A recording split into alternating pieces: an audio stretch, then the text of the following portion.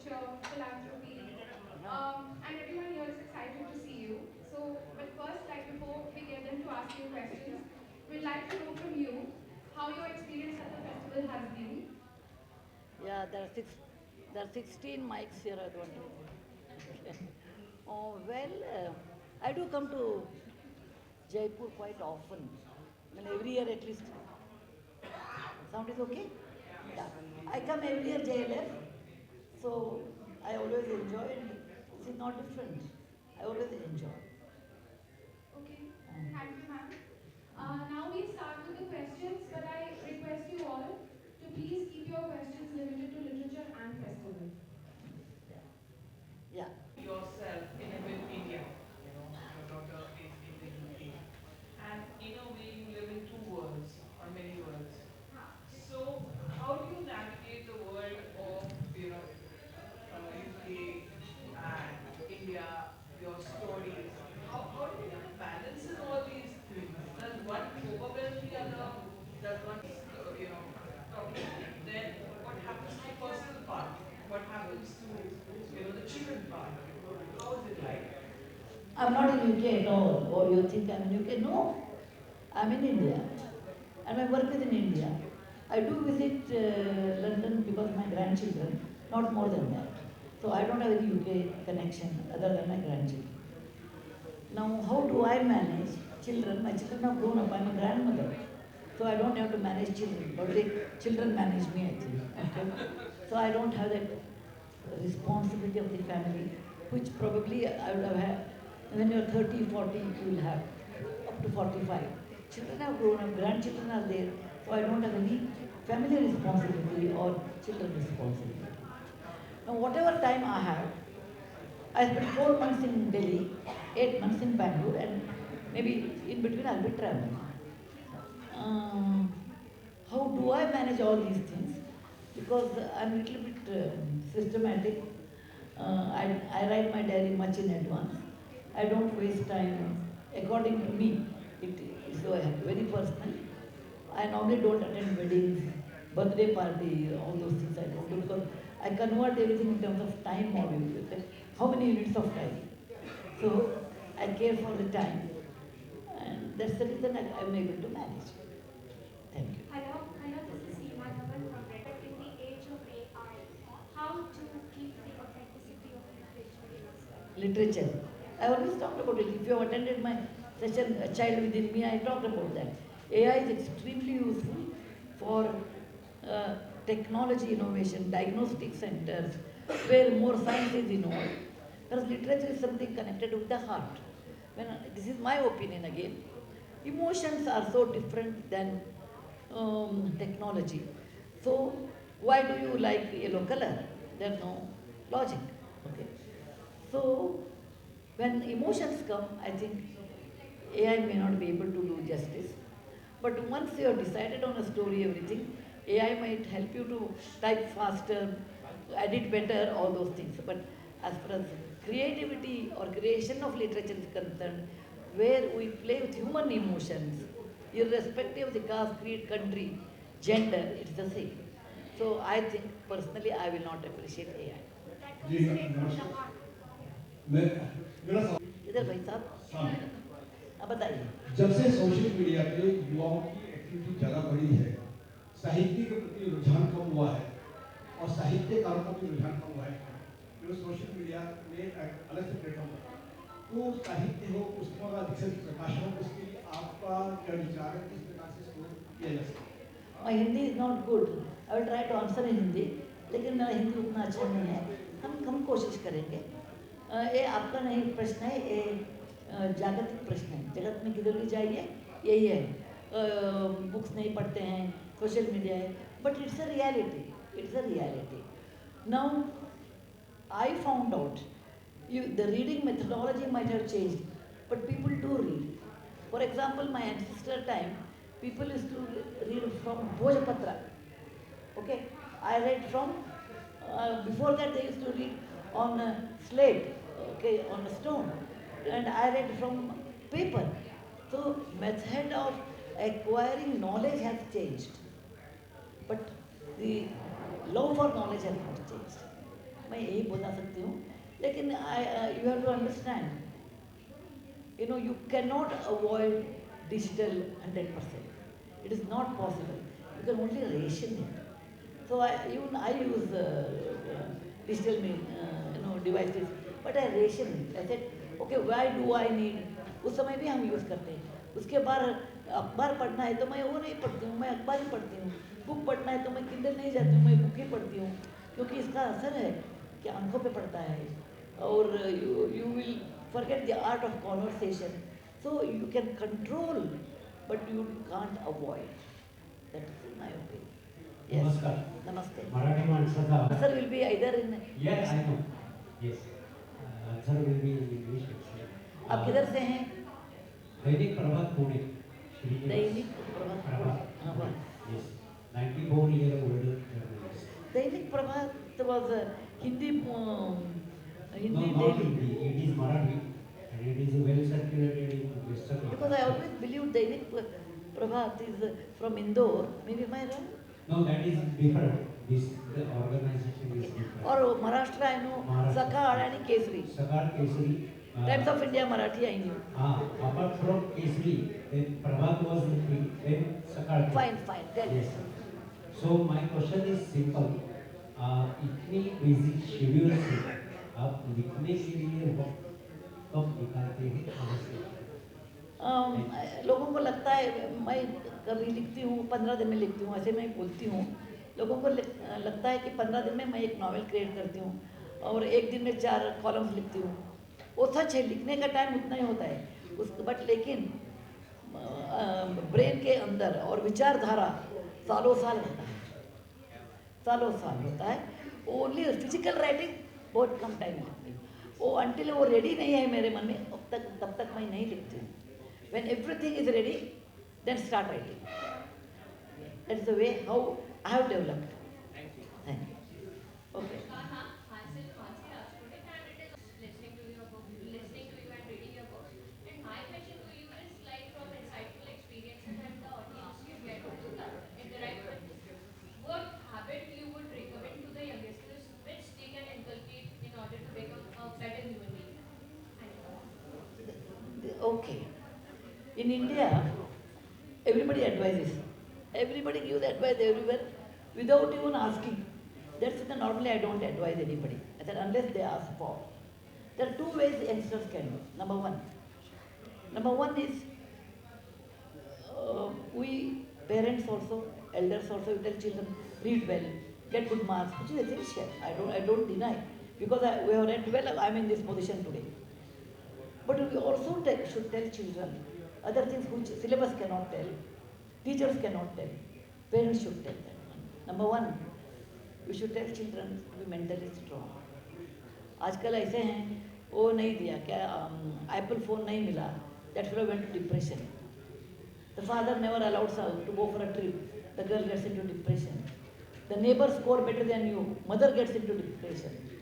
So because our mind has become weak, and we have to teach children, look, this is life, it is not a 3 hours movie.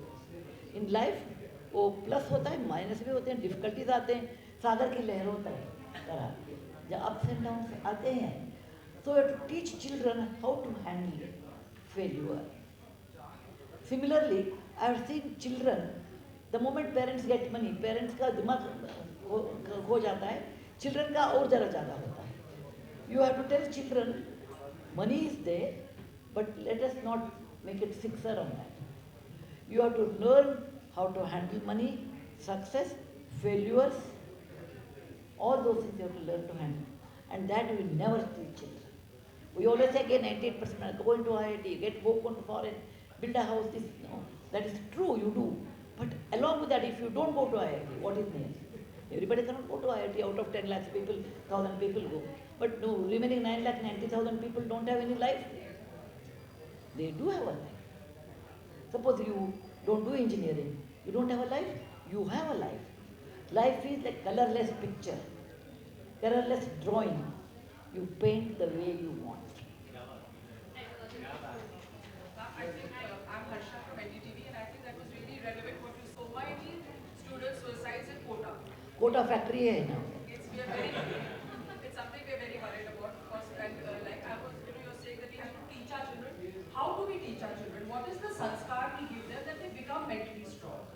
First of all, if you are a mother, you should be like that. Sorry, I'm all the time busy on my iPhone or any smartphone and tell my child you read.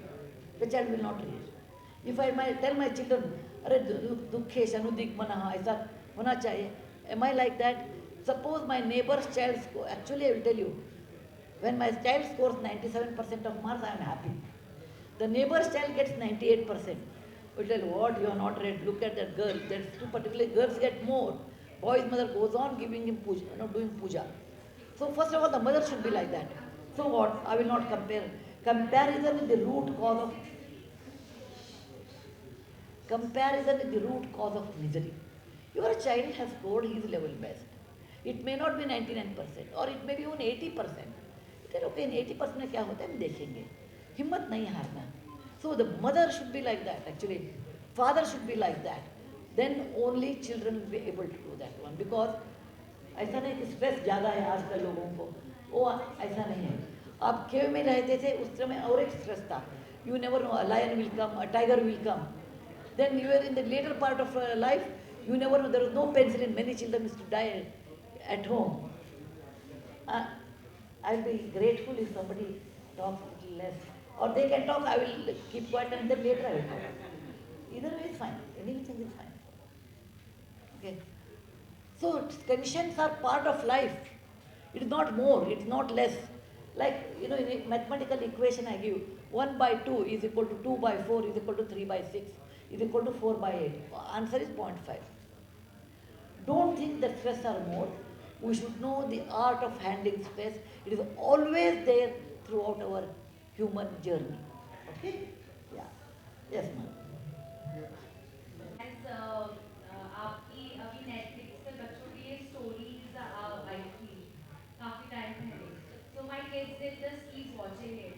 So I'm just asking कि कब नया season of stories is coming because they are so learning. Even when I watch, I love watching them. I just keep watching on repeat all those stories for kids. So when the new season is coming. Well, there is one more series I made, Story Time with Sudha Amma. 54 stories. Yes. Netflix is different. Yes. Story Time Sudha Amma is different. Yes, yes. That's on YouTube, right? Yes. I've made one season, that one. Let me see when I get time. Yes. Because I still feel reading is more important than digital. I will tell you why. When you think, when you read, you have a scope of imagination according to your brain, according to your depth of knowledge. Like, you can describe Vishnu, Lord Vishnu, Shantakaram, Bhujagashayanam, Padmanabham, Suresham, Vishwadharam, Gaganasatram. Each adjective I can imagine. Okay? I ask my children, describe Krishna. My daughter and my son said, describe Nitish Bharadwaj. It was in 1980. Mahabharata, Chopra's Mahabharata. That is Krishna to him.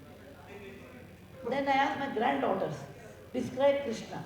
They described Saurav Jain. Their imagination is stopped by the ceiling of digital media. He should look like that.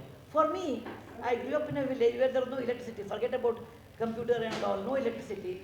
Close your eyes and there's Shantakaram, how he looks. Bhujagashayanam, Padmanabham, Suresham, Vishwadharam, Gaganasatristam, Meghavarnam, Shubhangam. How many adjectives I can imagine? Lakshmi Kantam, Kamalanayanam, Yogi V, Dhanagamam. So, I still prefer some portion there. So, that's one of the reasons I stopped. I said, I will do 50, 60 episodes, let them read remaining. Okay, thank you. We will take last two questions. Itna, reality itna, the difference brings you to depression. Expectation itna, और reality इतना वो distance ही नहीं होता है ना. How the expectations grow of over ambition. अरे when you have a capacity to carry 5 kg, you can carry at the most 6 kg. But you have a capacity of 5 kg and you want to carry 25 kg, then the depression comes. In quota, why it happens? Parents push you should become an engineer, IIT engineer, and the child is not capable of that. And if he doesn't perform, parents से हमने ये ज़मीन बेचा है आपके लिए, घर बेचा है, टेंशन होता है. अरे बाबा, आप अच्छा ही पढ़ाई करो, आपका रुचि इंजीनियर में नहीं हो तो चलता है, Life hai na, Bahuratnani Vasundhara. Mother Earth has many, many diamonds. Kohinoor is one of them. Not everybody should get Kohinoor. I have many other diamonds. That we never teach, and that's the reason children get disappointed in life. Yes, same thing I have told. No, next one, next one. Same person, no two questions. One. You began your career, I remember it was Ratan Tata. JRD Tata. JRD. हम 100 साल पहले के लोग हैं, Yes. Dinosaur जैसा. Yes. But there's still a counter culture, a cancel culture that's emerging, and it is really From you. You look old, so makeup. I said, no, that's okay for me. When you have confidence within you, you don't require a validation, then it doesn't matter what you wear. Okay? If your validation is only by your dress, only by saying that you look beautiful, then such differences, such makeup or facade you have to show. So I always believe I am not perfect. I have some defects. I am like this. If anything good I can learn, I will learn. Anything bad things I can reduce, I will do. I don't require a validation from third person. When you understand that, life is very easy. You wear what you feel like wearing, but it should be presentable. It should be presentable. That's all I think. Yeah, last. हो गया? I- I'm Lisa from Punjab Kesari News Channel. Ma'am, my question is, recently... Lala Lajpat Rai was known as the Punjab Kesari, Right, right? ma'am. Very true. Ma'am, recently you wrote a book. So what is this book is all about? Well, Ahana is here, I think she will talk anyway. Recently means what is recent? Because I bring 1 or 2 books per year. आपका recent माने Just published, ma'am. Circle of Life or Gopi 4? Ma'am, firstly, I just wanted to know about Circle of Life, and other than this, I have one more question which is related to you. Let me come on second question once. Ma'am, you are a successful author. Okay, Circle of Life is a novel. Maybe I'm writing after 10 years or something. And this idea, actually, I wrote this originally in Kannada in 1996 or maybe 98, I think 1998, almost 27 years back. Uh, the basic idea is when you graduate from a college, all of us think how our life should be. We have a dream. I'm sure everybody will have a dream. And it is a story of 4 people who graduate from Indian Institute of Science, which is my alma mater also, and they decide to meet after 25 years. And when they meet after 25 years, what they thought about life, they never led that life. They never led that life. It is not purposely, circumstance makes them. And then they feel, who is most successful? What is success? It's a philosophical question. What is success? Like you are asking second part of the question. Maybe you are very successful. In what way? You make money, you are successful. Slowly, beta, slowly. I look the same in any angle you take. Ghara wohi, angan wohi. No change. Okay? So you don't have to relax. Enough. So what is success? Money is success. To some extent in life it is true. What is success? That you achieve something. What is achievement? So if you go on analyzing, at the end I felt it. Success, achievements means it is with respect to you what you value. For example, for somebody, becoming a minister is successful, but not for me, because it is not my aim in life. So in my life, what I aim, and if I achieve, that is success according to me. And this aim also goes on changing as age advances. When you are in college, getting a good husband is a success.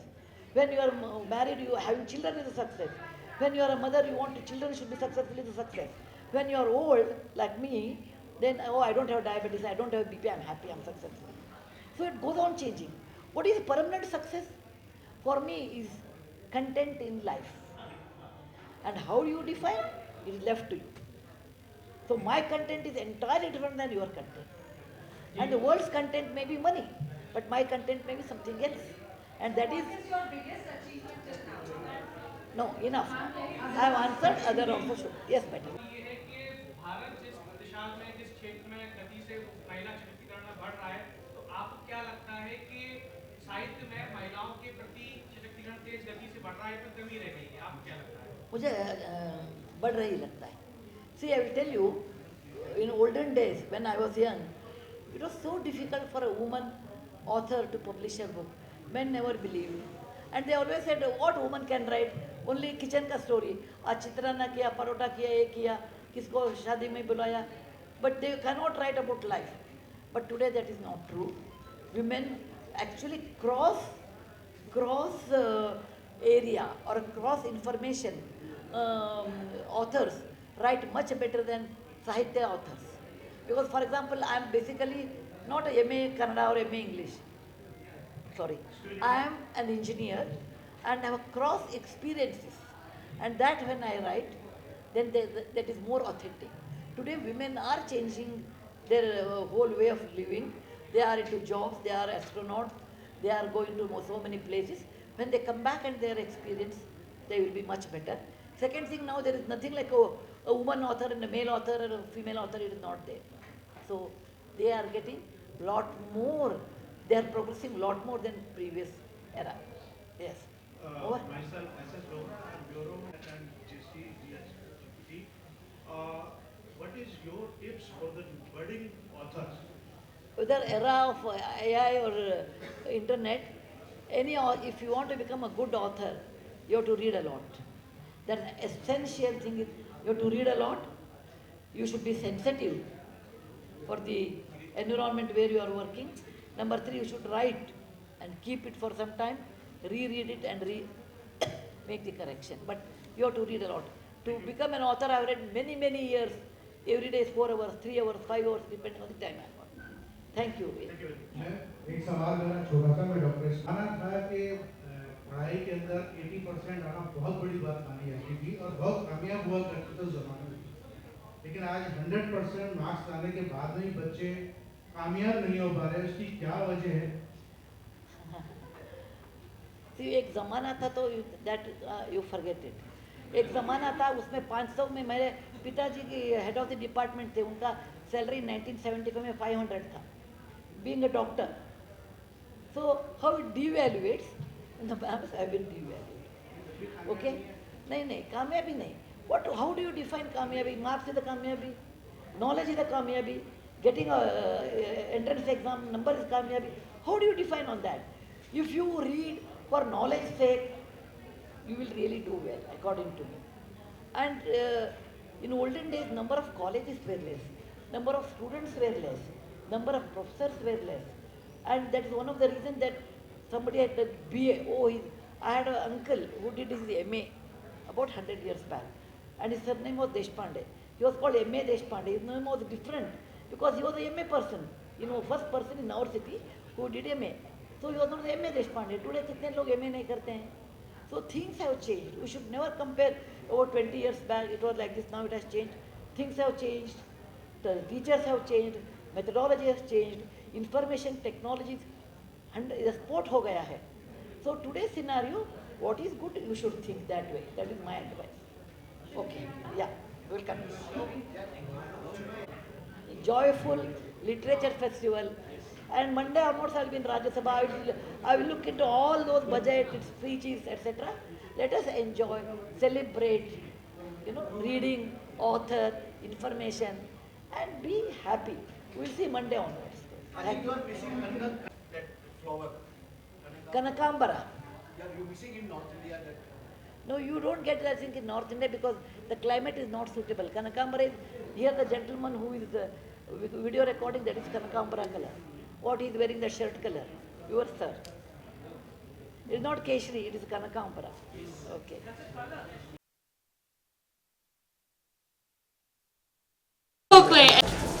We would like to thank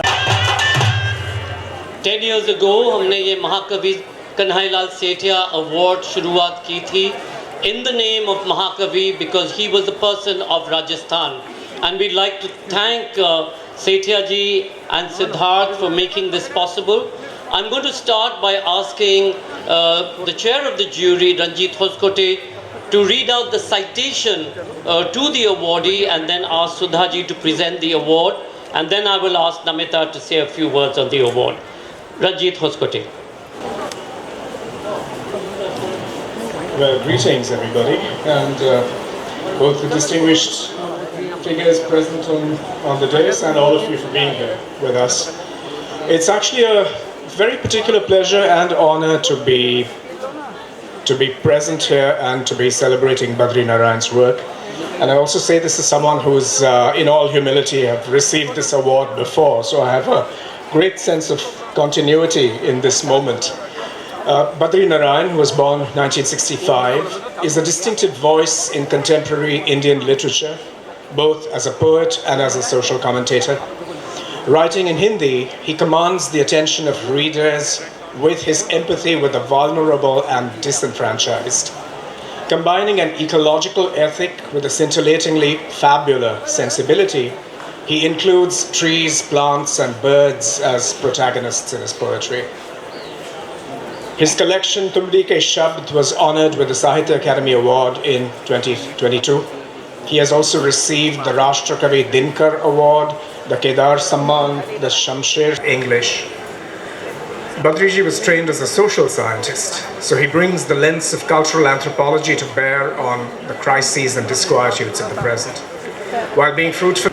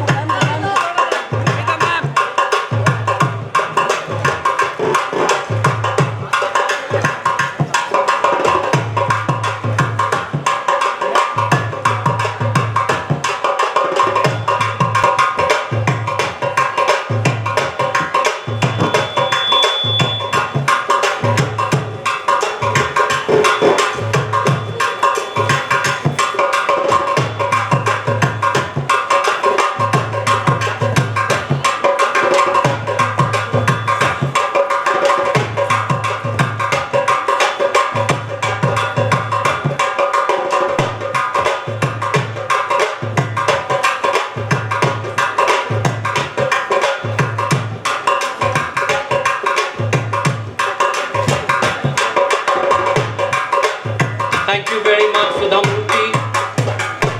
Can we play the award film? हमने कहा हमें साहित्यकार बनना है, कवि बनना है, और कवि बनने के लिए इलाहाबाद इसलिए क्योंकि इलाहाबाद साहित्यकारों का गढ़ है। तो फिर गांधीयन मैसेजेस जाने लगे, ये सोशल रिफॉर्म यानी नवजागरण के मैसेज गांधीयन मैसेज के रूप में आने लगे, और गांधीयन मैसेज की अब एक आलोचक को भी लगातार इवॉल्व करना होगा, लेकिन आलोचक आज बहुत सारे बहुधंधे में पड़ गए हैं, activism.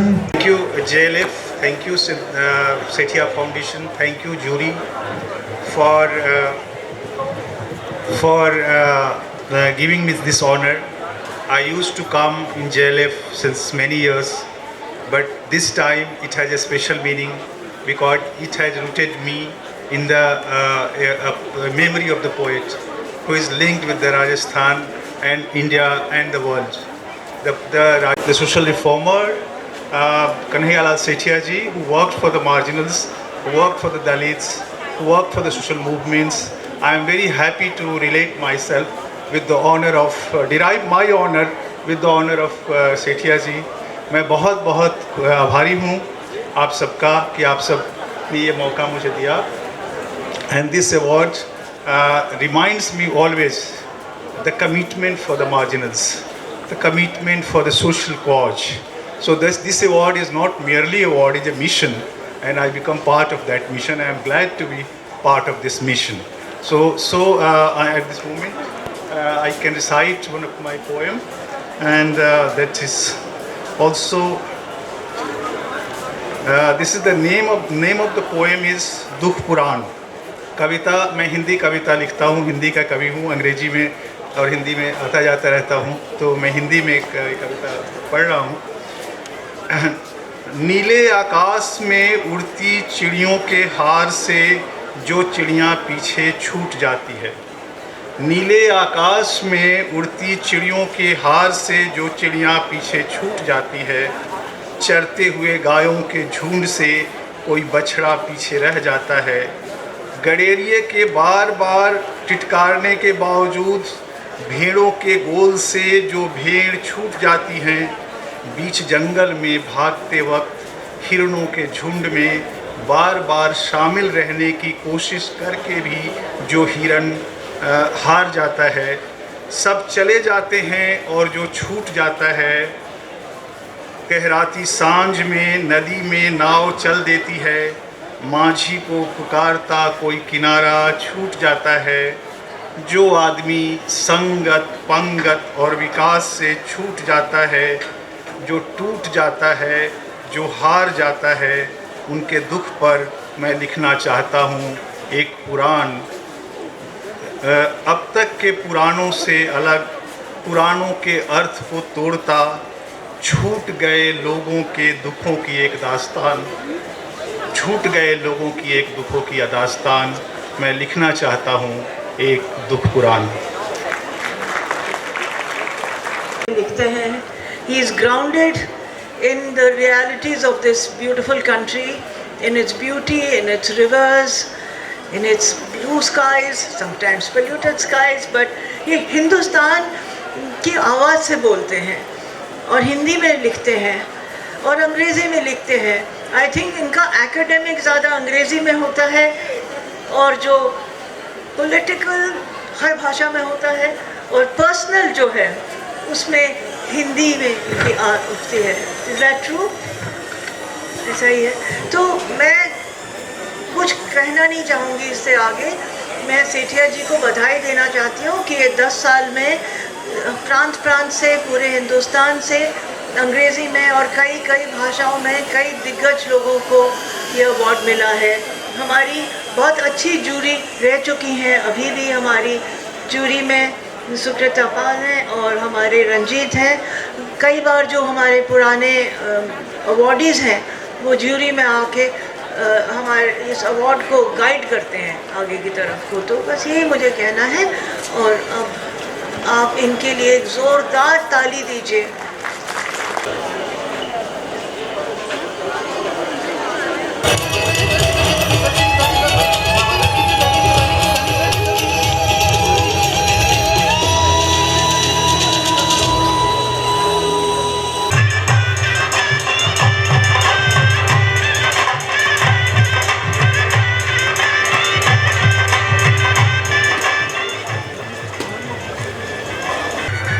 At such a festival,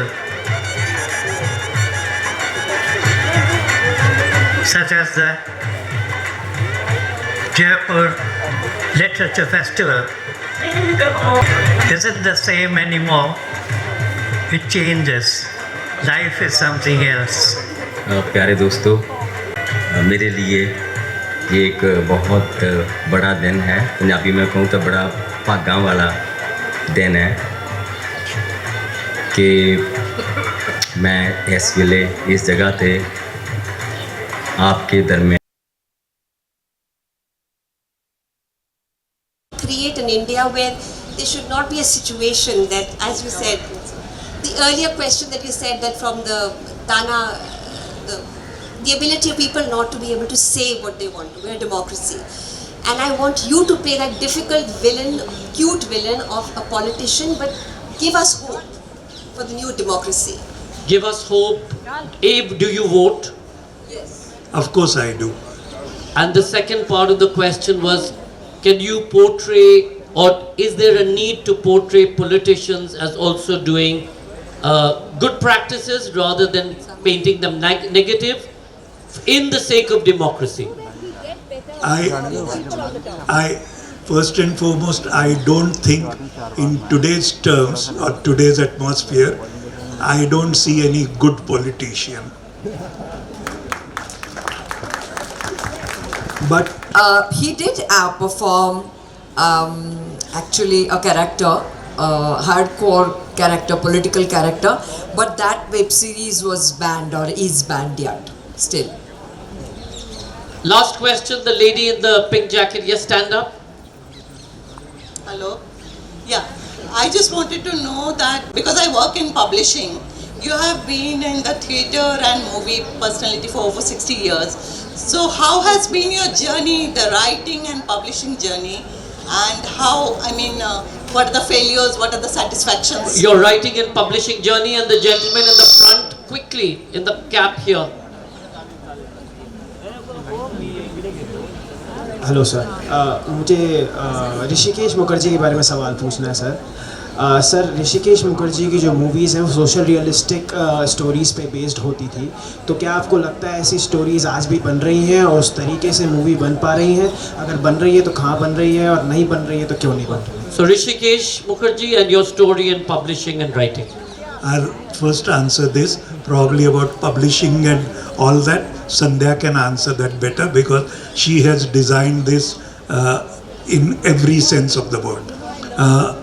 ऋषिदा जो फिल्म्स बनाते थे, if you see his entire body of work, though he worked with all the top stars, I mean starting from Dilip Kumar, Raj Kapoor, Dev Anand to Amol Palekar, he never made a masala film. He never made a mainstream film in that sense, and that's where I think his contribution and his individuality comes out. And today the scenario has changed so much that I don't think that those kind of simple films can be made, because even the audiences, they have been I think brainwashed and made to believe that you only want larger than life cinema. Having said that, because and I think the subjects and themes are brilliantly varied. Ladies and gentlemen, Amol Palekar, Sandhya Gokhale, thank you so much. Thank you.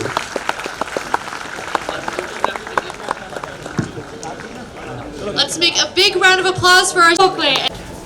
We would like to thank Set for the next session. This is Prashant the Soul Park, Francis Morales and Shashi Tharoor in conversation with Pallavi. His novel Love in Small Letters has been translated into 27 languages and continues to captivate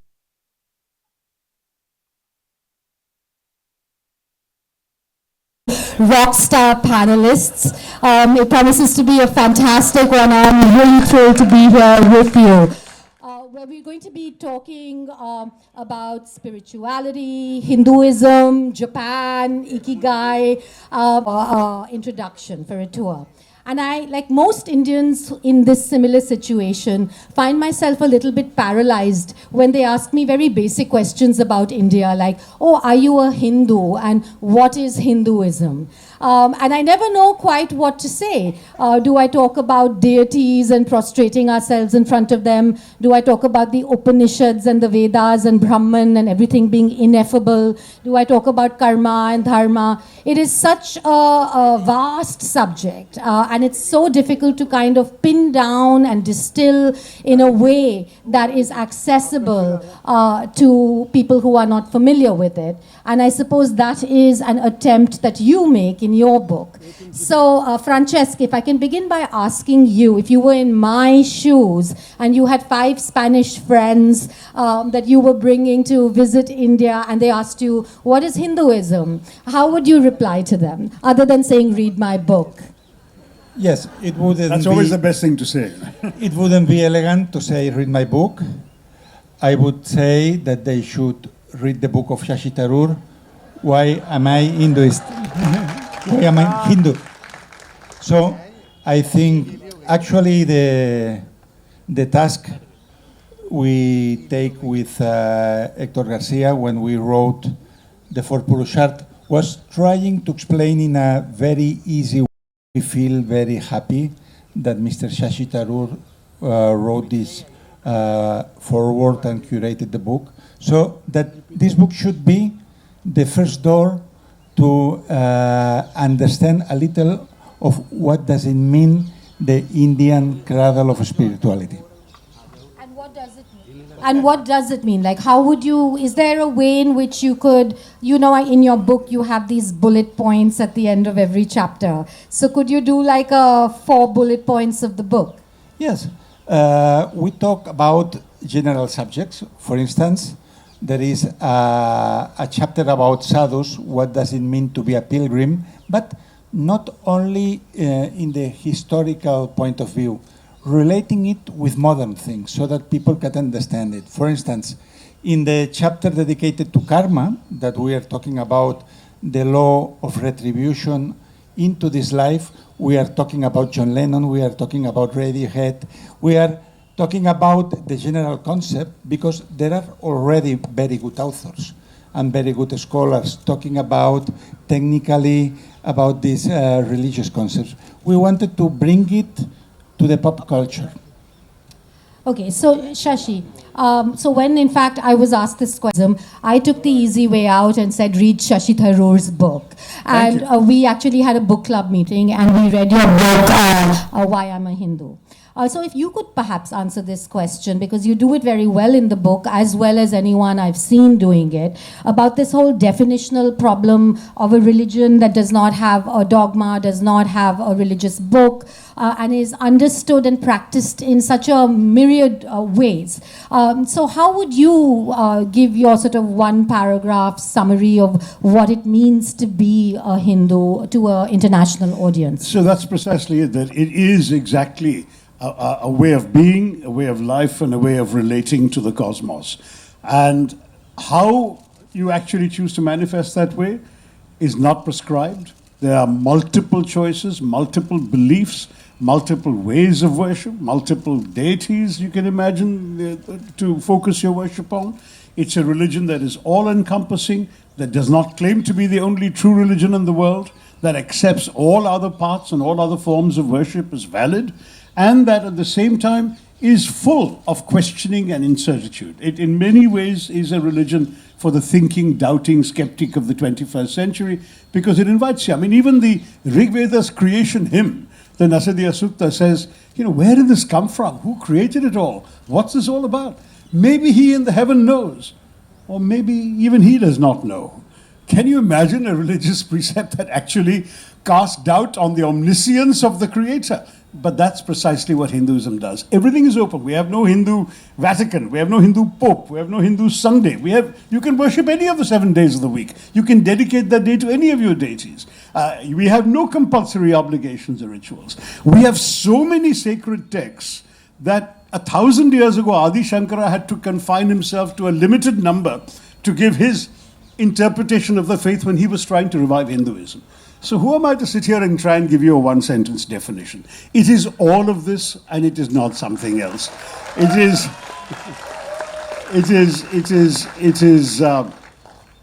is in many ways, I've made the slightly provocative argument at the end of my book that in many ways it's a perfect faith for the 21st century, because in this networked world, it's kind of an open source faith. It takes ideas from everywhere, that in this world in which there's a resistance to absolute hierarchies, there are no absolute hierarchies in Hinduism. In a world in which there is skepticism, there is doubt, there's even talk of post-truth, Hinduism is a religion that acknowledges that the greatest truth is the admission of the existence of other truths. So all of this, I mean, I have very, very sort of little doubt that mine is itself a partial explanation, and that for the explanation I give, others can give another one. But mine is based on a very wide and rather detailed reading of spiritual texts over a long period of time that I've tried to distill into this understanding. But it's very close to the way in which Hinduism was taught and preached 1,000 years ago by Adi Shankara. Then, of course, various revival and reformist movements came. Then Swami Vivekananda gave it the modern coloring in the last decade of the 19th century. And Swami Vivekananda's Hinduism is what I would say is my Hinduism, and that's what I'm anchored in. That was from my teenage days, that's what I believed and read and practiced. And I don't believe that Hinduism is often properly understood by those who claim to be speaking in its name. And that becomes a particular challenge, but that I know is not what this is about today. So the politicization of Hinduism, the policing of its boundaries, that's something I think we must come back to. But to go back to Francesc, you talked about the 4 ways of worship, and your book also is about the 4 purusharthas. And I think that you talk about karma, dharma, artha, and moksha. And the idea is to talk about the sort of Hindu path to happiness, success, and a meaningful life. So, what are the sort of lessons that you've learned from your exploration of Hinduism as applicable to be able to lead this meaningful life, this happy life? Many of them. Actually, after having written Ikigai and talking with our American publisher, he said that it would be interesting to find parallels between the Japanese philosophy and the Indian wisdom. And Hector, that is quite a scientific brain, he's an Asperger's person, very intelligent, he said, I have seen that there are some parallels between the Purusharths and the circles of Ikigai. And some of them are very clear. So, for instance, if we are in Kama, it means the pleasure, the senses, the happiness of being alive. And in the first circle of Ikigai, we have what you love from life. So, in this philosophy of purpose, what we tried to do was to find in Indian wisdom and Indian masters some key concepts that can help us to run a better life. One of them, the detachments. This is something that I studied when I was teenager, more from Buddhism, but that is also present in other Indian religions. It's if you can love things and people in a free way, not to trying to control, not trying to make permanent what is impermanent, then you can love from freedom and you are not going to suffer. That was the investigation of Buddha. Another chapter is about karma, but understanding as responsibility. If you are aware that the place where you are now is the result of many little decisions, then you can control your karma, at least in this life. Let's not discuss afterlife here. So we try to take 5, 6, 7 concepts so that very common people in Europe, in United States, in any country of the world can have an introduction of this inner wisdom that if you are in peace with yourself, it will be easier that you are in peace with other people, and it will be also good for the world. Thank you. So I'm not sure how many people in this audience have either heard of or read Francesca's earlier book, Ikigai, which is about the Japanese art of happiness. And, it sort of it's summed up in a kind of Venn diagram, isn't it? Where you sort of talk about the purpose of life and, something that you feel passionate about, something you are good at, and something that you can even make money at while you are doing it. And it's the intersection of all these axes, which is your Ikigai. I think what I find interesting is how hugely successful your book has been. There's virtually no, airport in the world where you don't walk into an airport bookstore and see stacks of this Ikigai. And you now have Ikigai for teenagers and a whole range of spin-offs around it as well. My question to you is obviously it has struck some kind of chord in this global audience right now. It's something that people seem to be hungry for, this kind of work. And I want to know from you why you think that this book struck this chord, and what does that tell us about the moment that we're in? Yes, I was publisher before being an author, and I can say that the literary success, as the success in any arts, you can understand only afterwards. So every book that gets global, it's a black swan. Nobody expected that. And when Hector and me were in Okinawa interviewing the centenarians, trying to write a chapter about Viktor Frankl, about Shoma Morita, about Mihai Csikszentmihalyi, connecting Ikigai with many other things, we thought it would be a book for 1,000 people only. We thought we were writing a niche book for Japan fanatics. So after the book was published 8 years ago, only in 1 month we had already 10, 12 translations. And after 1 year it was 50. And we didn't expect that. And I realized how big Ikigai was coming to India actually, because 1 month before the pandemic, I was invited by Penguin India to make a book tour in 5 cities. Then I was in Jaipur for the first time in this festival. And I realized how important it was for the people, because when I was in a taxi or in a rickshaw, children came to sell me copies of Ikigai, pirate copies, with our names badly written, Hector Garcia. And I thought, if this is the situation, it means that everybody knows this book. So I feel very grateful with that, and Hector too. And I think that in India, this book has interested many people because it's a country full of young energy. I have been talking with thousands of people through mail during the pandemic. We made many sessions in universities. And India is a country full of entrepreneurs, full of startups, full of new ideas, new projects. And for all these people to have a purpose in life, it's very important. And because of that, I think it's more influential Ikigai in a place like India than not Spain, that is a country of old people nowadays. Shashi, what do you think? Do you think that books like this, which are turning to ancient wisdom and trying to make them accessible for this modern moment, like what does it tell us about the modern moment, that the huge bestsellers around the world today are all about people trying to seek these paths to happiness and self-fulfillment?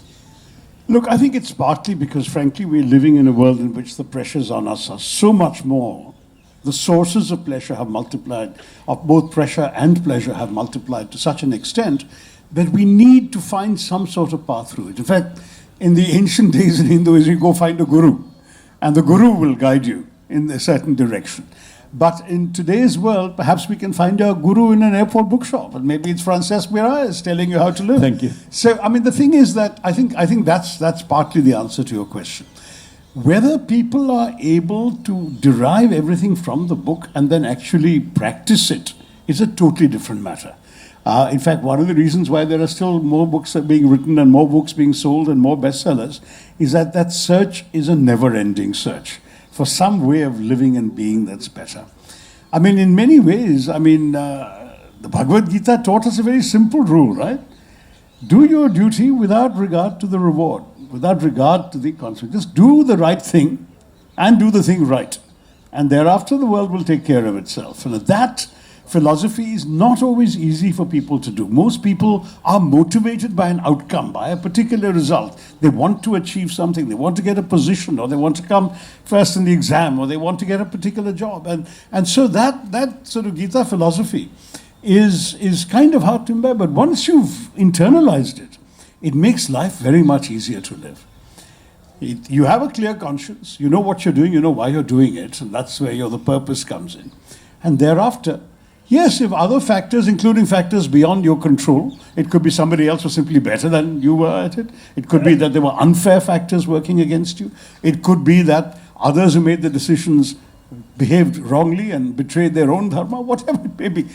You may not get what you want, but you have done what you can, and there is no point being frustrated and miserable because you've done everything the best way you could. That's all you have to do. And I often, when I'm constantly being asked to give advice to young people, college students, high school graduates, whatever. I always tell them, look, be the best you that you can be. Nobody else can be you. Find out what you're good at, find out what matters to you, find out where your talents are, and just develop them. Never let yourself down. Be the best version of yourself that you can be, and the rest of the world will take care of itself. It's kind of a modern reworking of the Gita philosophy. Arthas, the Ikigai, they require a lot of study, contemplation, sort of scholarship. And many of them are quite ineffable, as we discussed at the beginning. It's often hard to actually pin them down and put them in words. But you put them into these boxes, and you have the Venn diagrams, and you have the bullet points. Has it ever occurred to you that, I don't know, in some ways you are oversimplifying what are like really big philosophical concepts, maybe even of the charge of orientalizing, that you're taking these oriental philosophies and, kind of making them into like a fast food version for Western audiences? So somebody must have said that to you. I love simple things, because when I was teenager and I was reading the quotations of Buddha, they are very simple. Why to explain it in a more complicated way? Of course, there are many philosophers and psychologists of Palo Alto University writing complicated essays. But from the beginning of my career, I started as translator of books, and after that as publisher, and then I wrote some books under pen name, a pseudonym. My obsession was, if you write about a topic, be sure that the hairdresser and the taxi driver can understand it. Because there are already a lot of academical books for people of the elite. So for me, writing in a simple way, it's something very sophisticated. And let's put an example with poetry. The young poets, normally, they write with many words, with a lot of complicated sentences, maybe to explain something that is very simple. But the haiku poets, they use 3 lines with very simple words to express a very complicated existential truth. And that is my goal. In fact, yes, as he said, I've been a JLF regular for a very long time. I think I may have missed the very first one, but I did write a column, I remember, I think it was the Times of India or the Hindu in the first years of the century, lamenting the fact that I was getting invited to so many literary festivals around the world, but there was no literary festival in India. I don't know if the organizers of JLF were inspired by that, but certainly within a couple of years of that column, they started the first JLF, and I came to the second one in the Diggy Palace, small little festival. I think there were 100 people sitting on the front lawn on the ground. It was a very enjoyable session, and then it grew into this amazing event, the biggest literary carnival in Indian history, huge. So the Kumbh Mela of literature. And the result was that everyone wanted to come here. COVID, of course, was an interruption, but I still obliged JLF online in those days. And then, of course, we are now here in this new facility at Clark's. So the authors are scattered all over the city. It's wonderful. It's stimulating. It's exciting. It's a way in which you can engage with readers. The satisfaction one gets when readers come to you and talk to you about things that have mattered to them in your writing. There's nothing to match that. My only complaint to JLF, which I'm saying on the record, is they shouldn't keep clashing with the budget session of Parliament. Mr. Modi wants the budget every year on the 1st of February, but please try and do your JLF except on this particular weekend, but they won't listen to me. So that's why I'm only here for one day. I've done the first session already. I've got 2 more at 2 o'clock and 3 o'clock, and then I have to catch a 5 o'clock flight to get back to Delhi. So just to say to everyone, I would love to, as usual, as in the old days, spend 3-4 days at JLF. I'm not doing that, but I hope all of you will enjoy what this wonderful festival has to offer. Thanks. I'll take any questions you may have. We will be opening the... Do you think that the India rights meter is over now? The way we have seen how the parties associated with India Alliance were up in arms against each other in the recently concluded elections, even in Delhi as well. The Aam Aadmi Party is getting support from your 2 alliance partners, Samajwadi Party and Trinamool. The second part of the question, which is different from this question, how will your party respond and react to the JPC report on work? Look, on the second question, I don't have an answer. A, I'm not a party spokesman, and B, I'm not a member of that particular JP. So I'm certainly aware that the party members who participated in that will come and brief us all in the party, and then the party will decide how to go forward. On the first question, I would say that even at the time that the alliance was put together for the 24 elections, there was an understanding that it wouldn't work in every state. I'll give you one example in my own state. You know, right next door in Tamil Nadu, you have Congress, CPI, CPM, DMK all together in alliance in the 24 Lok Sabha elections. And in my constituency and throughout Kerala, I'm fighting both the BJP and the Communists, who are my allies in the India Alliance.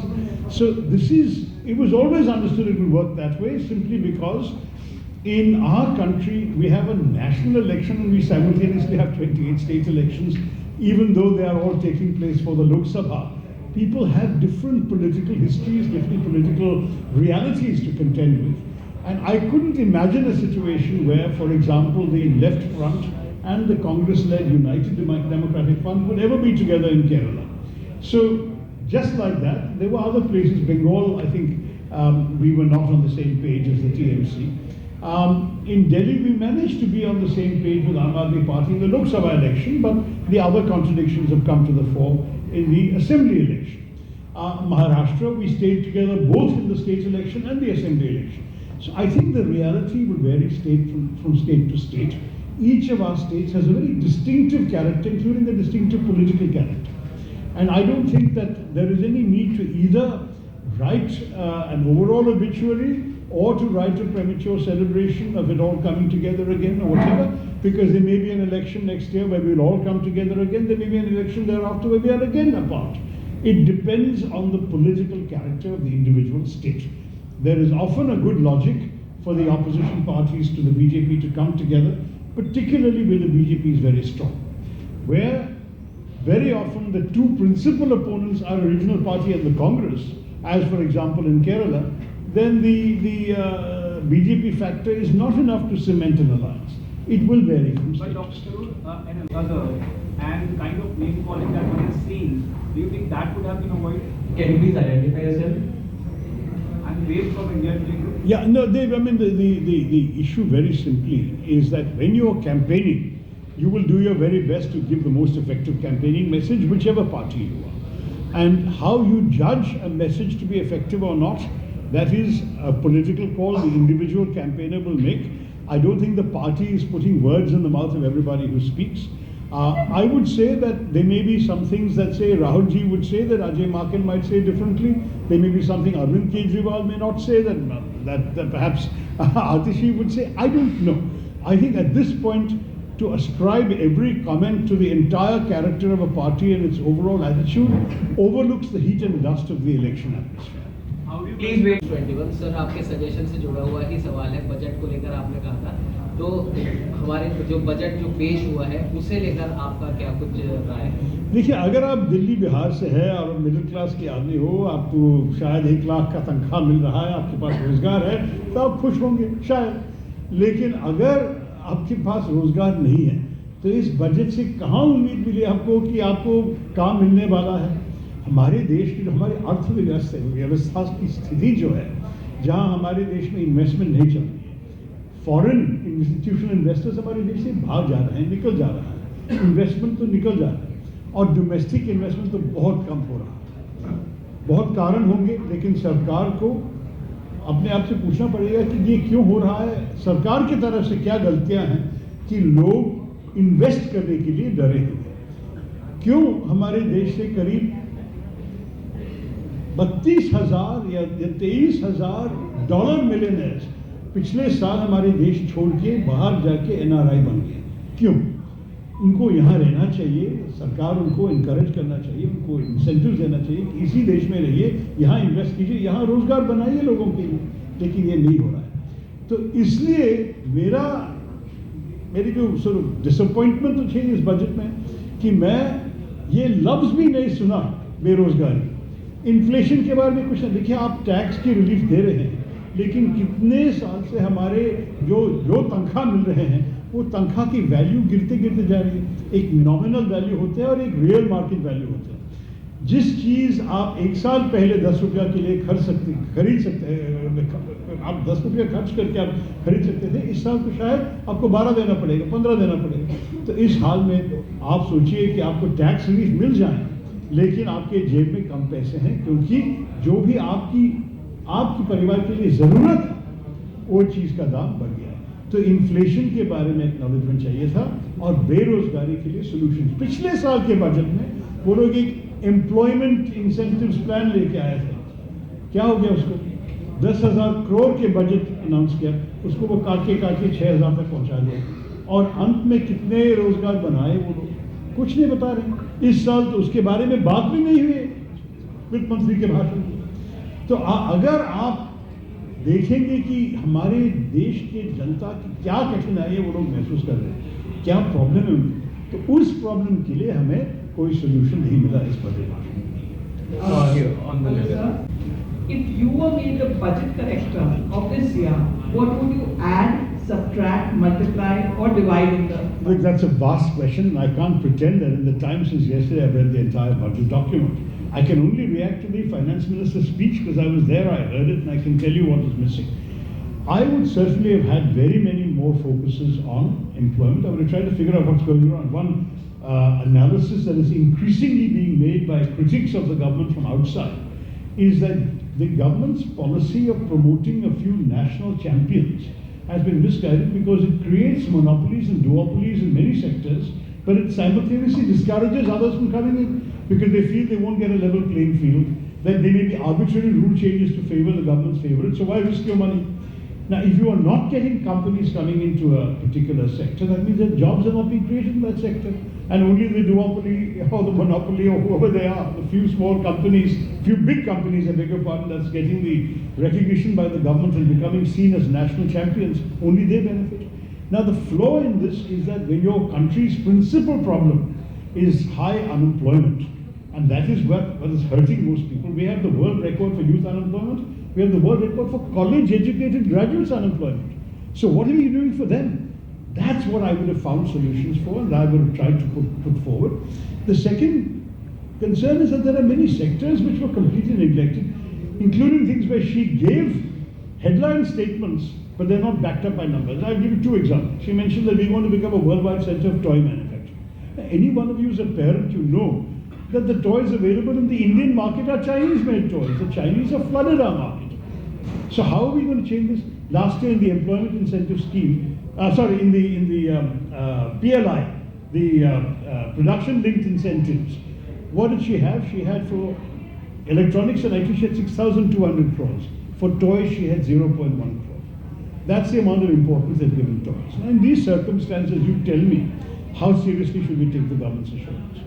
Even the tax break for the middle class, I can understand why lots of people are celebrating it, but we still haven't seen the income tax bill which is coming next week.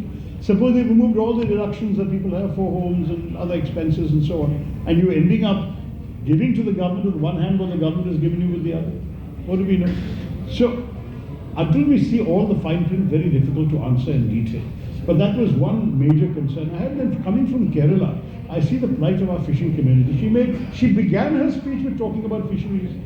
What has she done for the poor fisher folk who are suffering along the western coast of India? Because I know what's happening in Kerala.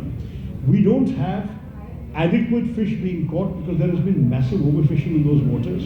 They're not getting a remunerative price for their fish, and on top of that, they're taking more and more risks venturing further and further afield to catch fish, while the government has removed the subsidy on the kerosene for their diesel engines. Now, you can talk about fisheries, a big headline thing, but what have you done about these practical matters? I have written to the government repeatedly asking to restore the subsidy only for fishermen. Registered fisher people could be allowed to get kerosene and reasonable subsidy. Otherwise, if you say, no, we will not subsidize kerosene, you subsidize new engines of something you're willing to let them afford to have. But they can't afford it. Most of the fisher folk in our country are living below the poverty line. How can you celebrate fisheries in these realities? So, and there's just two examples I've given you. There are literally 20 such stories we can tell. Manrega, I have women in my constituency been waiting 7-8 months for their wages for work they've already done. Why? Because the government does not raise the budget for Manrega. They're spending money on high-ticket, high-visibility items and PR, but they're not giving money for Manrega. By the time they get the money, people have been waiting for months before the state can distribute it. So these are real skewed priorities that the government has unfortunately inflicted upon the ordinary arm army of this country, an arm aurat of this country. Vikram, please go ahead. Mr. Tharoor, I'm Manish from PTI. There seems to be a dichotomy in what the Prime Minister has said about, Padhega India to Padhega India, because last month the Indian Postal Services, they shut down their book post service. Yeah. That used to be considered a gift for the publishing industry. Yeah. As well as the kind of the youth writers that are being produced these days, and they have been encouraged to write a certain type of literature and non-fiction. So how do you think all of this is affecting the publishing industry and the entire literary discourse in India? No, the publishing industry is already up in arms over GST imposition, which has become a bit of a challenge. Then you've got the particular problem that you mentioned, and I won't repeat your details. I think the government really has to decide what the priorities are truly. If it is indeed to support education, support reading, you should make books cheaper in every respect, and certainly you should not be exploiting them for taxes. You want to protect girls, make it easier for them to stay in school and not drop out. You should create the facilities that prevent them from dropping out, including, for example, girls' toilets in every government school. Still, the figures are showing only 60% of government schools are girls' colleges. Where does a girl go after a certain age? She'll go home and she won't come back. And many of them will be kept at home and will not be sent back. The dropout rate in class 8 is 68%. So, I mean, you can't afford to have a situation like this unless the government recognizes what the problems are and focuses its energies on that. Our problem with this government is very frequently their focus seems to be on PR, on publicity, on big photo ops and this and that. Very often the government's emphasis is at odds with the slogans that it inflicts upon the nation, which are not accompanied by actual resources for implementation. On 11.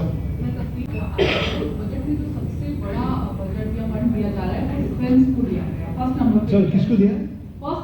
Defence के लिए first number पे है और education जो है वो 6th number पे है।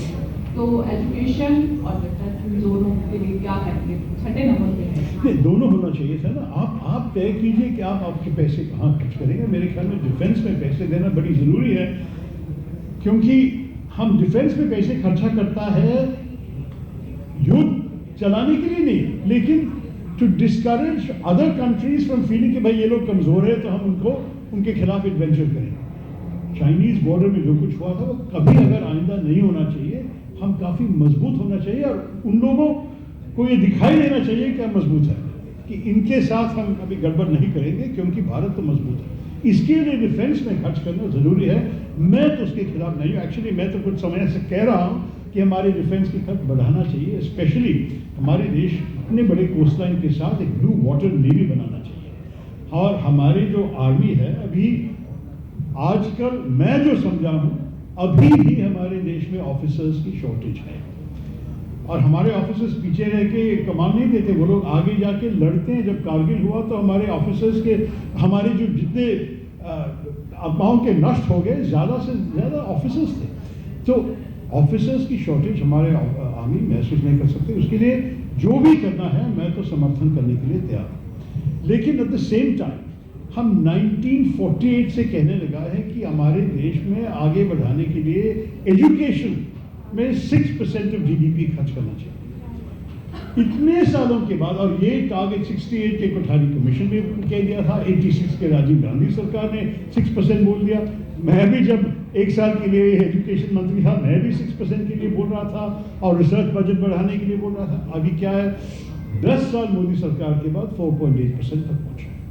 तो आप मेरे ख्याल में अगर आप ये मानेंगे कि ये बड़ी ज़रूरी ऑब्जेक्टिव है तो इसके लिए आप रिसोर्सेज कहीं ना कहीं से दिखाइए और दूसरे खर्च तो perhaps इतने नेसेसरी नहीं, उसको डीप्रायोरिटाइज कीजिए।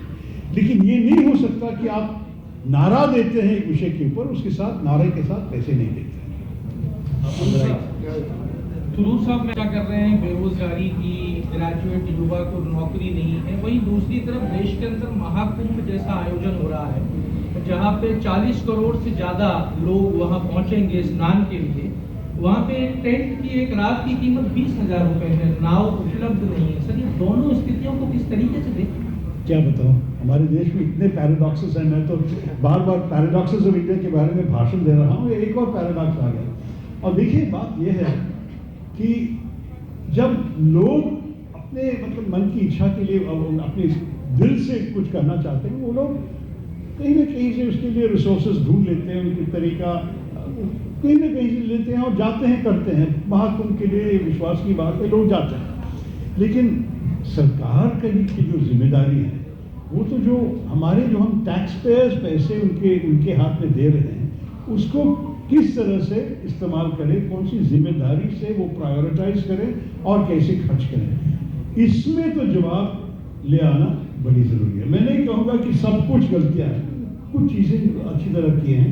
फॉर एग्जांपल हमारे टैक्स पैक के विषय, डिफेंस के बारे में बोला, ये सब करने की ज़रूरत है, कोई शिकायत नहीं करेगी। लेकिन उसके साथ it is also essential that you look at the reality of the ordinary people.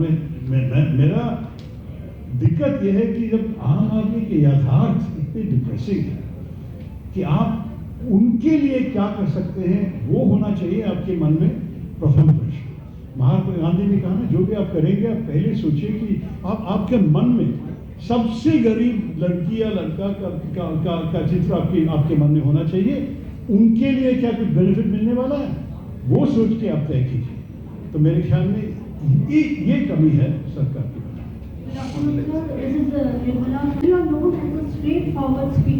जी, लोग आपको सुनना पसंद करते हैं। You are having great fan following. Thank you. Would you ever like to write on Mango Man's problem?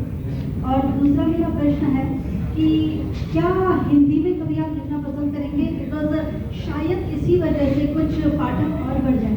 देखिए, मेरी हिंदी की योग्यता आपने तो अभी सुना है, बहुत लिमिटेशंस हैं, लेकिन आजकल अच्छी ट्रांसलेशन है। मैं काफ़ी खुश हूँ जो मेरे 2-3 किताब, जो 2-3 4-5 किताब जो हिंदी में निकले हैं, मेरे ख्याल में लोग काफ़ी अच्छा मैंने आपको पढ़ रहे हैं और उनको लग रहा है कि अच्छी तरह काम किया है, कि इतना doesn't read like a translation. लेकिन I don't feel I am competent enough to write. मैं तो मैं तो बचपन से कह रहा हूँ कि देखिए, कोई लेखक भाषण को चुनता नहीं है, भाषण उनको चुनता है। And the circumstances of your life and your upbringing give you your language. So that's how I got English as mine, and that's the language in which I most naturally write and express myself. लेकिन अगर अच्छे translation और translation की quality बढ़ती जा रही है आजकल इंडिया में।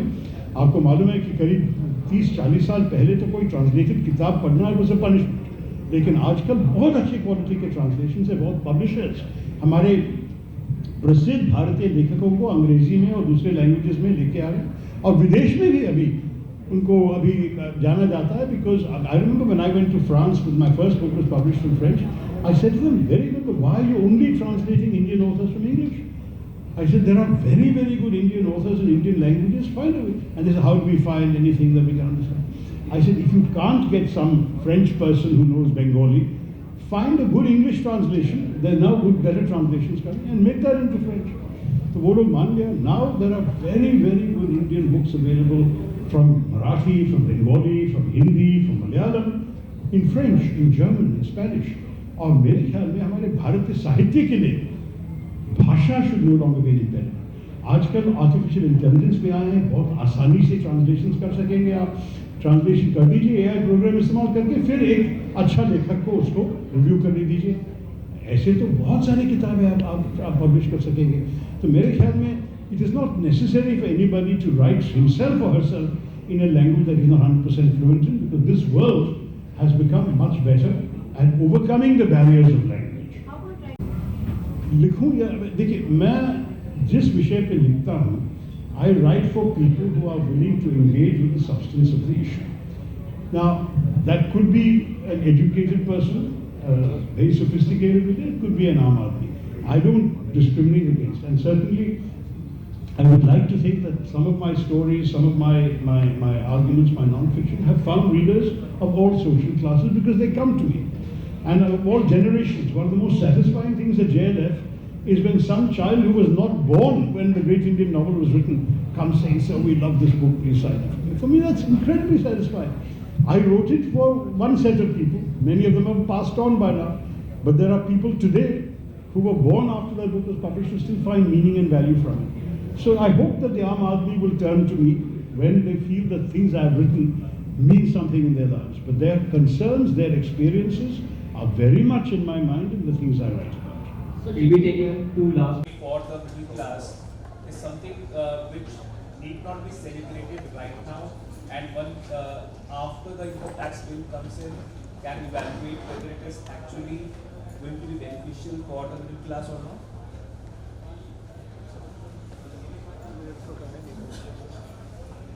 So I think yesterday's budget was one of the most progressive, most forward-looking budgets to my mind, and this is simply because we are living in a time when there are trade wars going on, and it's very important for us to strengthen our economy, and by providing a huge relief to the middle class of India, the finance minister has sent a signal for increased consumption, which in turn will lead to increased production, which in turn will lead to growth, and which in turn will lead to jobs. So there is a cycle of this measure impacting growth and jobs, and that is what India needs to do. And to my mind, this is also a budget for sustained growth at 8 to 9% for a 3-decade period. So to enable India to go from a $4 trillion to a $30 trillion economy, and to enhance its GDP 9 times and its per capita income 8 times.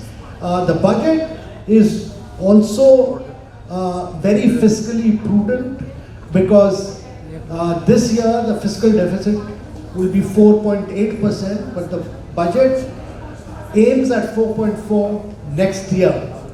And secondly, the budget focuses on startups, it focuses on innovation, it talks about a fund for startups, it focuses on 20,000 crores for innovation, it talks about a deep tech, and it, to my mind, this budget is a budget for long-term sustained growth of Indian economy.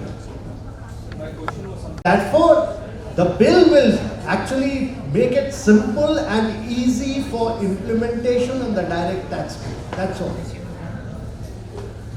Sir. ये तो भाई जितने tax payer हैं उसमें से 60% लोगों को cover करता है, करीब 10% इनकम टैक्स पेयर्स को कवर करता है, और उनको आपने टैक्स रेजिम से बाहर कर दिया है। इससे बड़ा तो कोई रिलीफ आज तक इंडिया में कभी किसी ने दुनिया में इतना बड़ा टैक्स रिलीफ दिया नहीं। अमिताभ जी, मैं आशीष हूँ अमर उजाला से। शशि थरूर आए थे आपसे पहले, उन्होंने कहा टैक्सेस के ऊपर बात की गई है, रिबेट दी गई है, पर एम्प्लॉयमेंट पे कोई बात नहीं की गई। उन्होंने कहा कि ग्रेजुएट अनएम्प्लॉयमेंट जो है वो बढ़ता जा रहा है, उस पर कोई बात नहीं की गई। टॉय मार्केट के ऊपर उन्होंने कहा कि टॉय मार्केट के ऊपर बात की गई, पर Indian toy market Chinese toy से फ्लडेड है। इसको कैसे देखते हैं आप? जॉब्स कैसे बनती हैं? जॉब्स के लिए आपको पॉलिसी मेजर्स जो लेने होते हैं वो कई क्षेत्रों में लिए जाते हैं। जो पॉलिसी मेजर्स लिए गए हैं वो एमएसएमई के लिए लिए गए हैं, वो स्टार्टअप्स के लिए लिए गए हैं, वो टॉयज़ के लिए लिए गए हैं, वो फुटवेयर के लिए लिए गए हैं, वो लेदर के लिए लिए हैं, वो टूरिज्म के लिए लिए। ये सारे के सारे सेक्टर्स लेबर इंटेंसिव सेक्टर हैं। टूरिज्म में आप लोगों ने राजस्थान में देखा हुआ है, एक डायरेक्ट जॉब करीब 11 इनडायरेक्ट जॉब्स क्रिएट कर दिया है। अगर पूरे बजट का focus tourism, footwear, textiles, leather और टॉय में है तो जॉब्स नहीं बनेंगी, और अगर तो जॉब्स ही जॉब्स बनेंगी। और दूसरा, जब पूरी इकोनॉमी की ग्रोथ होती है वो लॉन्ग टर्म पे जिस पे फोकस रहा है कि आप पूरी इकोनॉमी को ड्राइव करिए और 8-9% पे ले जाइए, तो ग्रोथ से जॉब्स होती है। और मेरे विचार से ये पूरा बजट जो है ग्रोथ विद जॉब्स का बजट है, और जॉब्स इसमें पूरा फोकस जॉब्स पर ही है।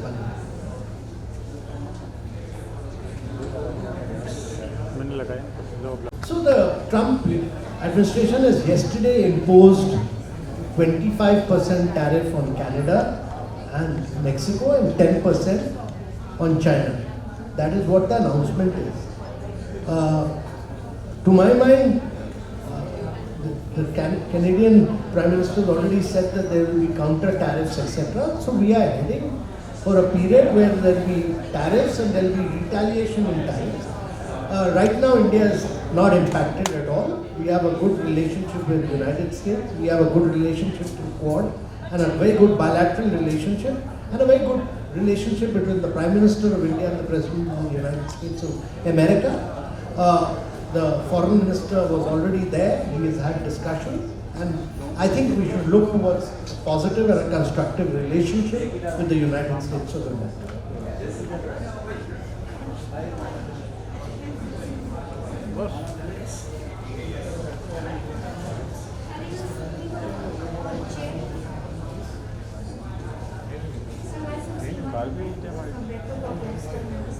So my question is, like, over the years, what changes have you seen in the presentation amongst the audiences in Jaipur Literature?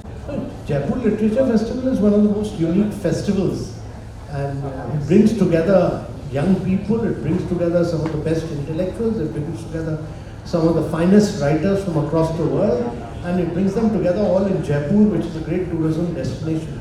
So to my mind, this is a meeting point of great creativity, it's a meeting point of great energy, great vibrancy, great dynamism, And I wish Jaipur Literature Festival all growth and progress in the coming days.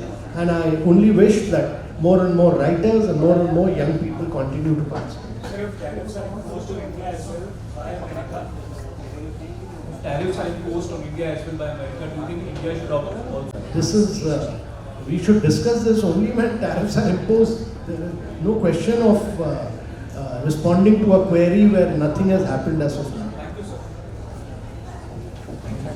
Thank you everyone. Thank you for attending.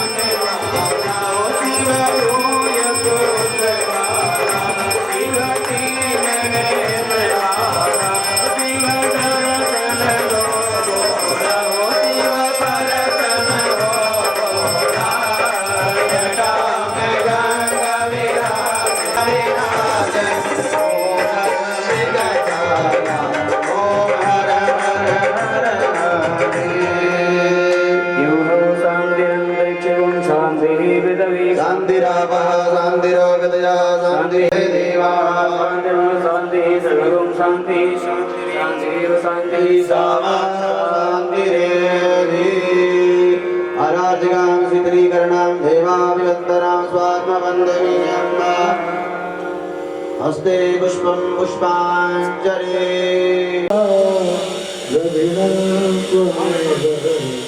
त्वमेव सर्वं मम देवदेव मृत्युञ्जय महादेव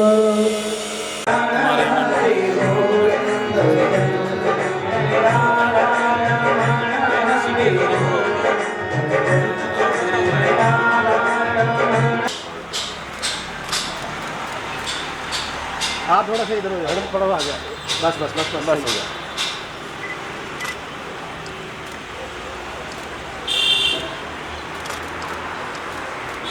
आप भगवान भोलेनाथ का जप करते रहें।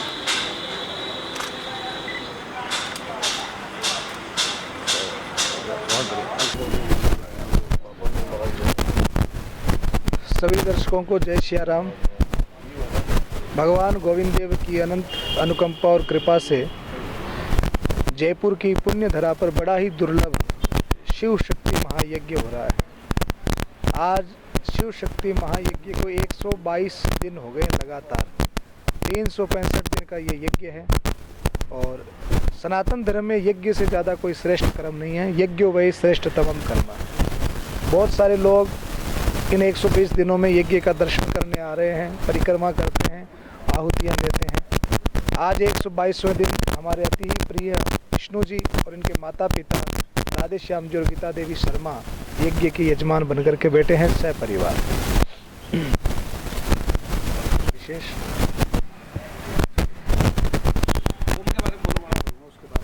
हाँ,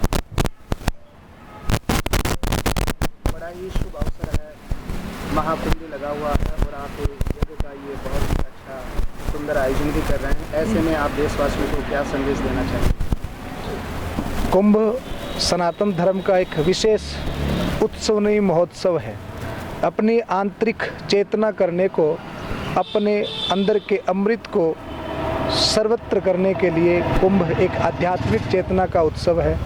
और वैसा ही एक उत्सव एक वर्ष जयपुर की पुण्य धरा पर एक कुंभ के ही जैसा महत्वपूर्ण कार्य शिव शक्ति महायज्ञ जयपुर की पुण्य धरा पर चल रहा है। अभी गुप्त नवरात्रि चल रही है, तो गुप्त नवरात्रि के अवसर पर माँ भगवती की कृपा प्राप्ति हेतु दोपहर में 1 बजे से 5 बजे तक यहाँ पर देवी भागवत कथा का भी अनुष्ठान चल रहा है। विशेष महत्व है। 3 साल से अर्ध कुंभ आता है, 12 साल से महाकुंभ आता है और 12 साल जब 12 बाद बीतते हैं तब महापूर्ण कुंभ आता है। हमारी कितनी पीढ़ियों के बाद, मेरे दादाजी के जीवन में नहीं आया पर मेरे जीवन में ऐसा दिव्य अवसर प्रकट हुआ है, महापूर्ण कुंभ आया है। तो मैं तो अपने सह परिवार कुंभ में जाने की तैयारी में हूँ और जो सनातनी है, हिंदू है, उस हर व्यक्ति को कुंभ का स्नान करना चाहिए, क्योंकि वहाँ की जो ऊर्जा है, अभी भारतवर्ष के जितने बड़े बड़े दिव्य महात्मा संत हैं वो सारे कुंभ में विराजमान है। तो वहाँ पर अलौकिक चेतना है, उस दिव्य चेतना को जानने के लिए, उसको आत्मसात करने के लिए कुंभ की यात्रा जरूर करनी चाहिए।